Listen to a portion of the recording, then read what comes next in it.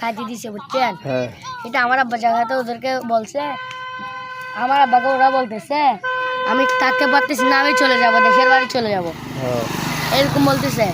তো আমার আব্বা বলছে তুই যখন অনেক কষ্ট পাচ্ছিস পরে একটা নিচু জায়গা কিনে নিবি, এখন আমাদের এখানে থাক, আমার এখানে থাক।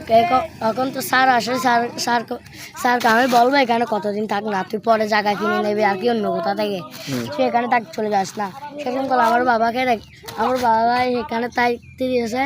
ওরা কয়েক বছর থেকে এখানে এখানে ওরা বলতেছে, এখন মানুষদেরকে ওরা বলতেছে আর কি ওদের কিনেছে, ওরা বলেছে স্যার থেকে নাকি ওরা কিনে নিয়েছে। আমরা মানে স্যারে থাকতে বলছেন কিনে দিয়েছে নাকি, মানে এরকম বলে তোমাদেরকে?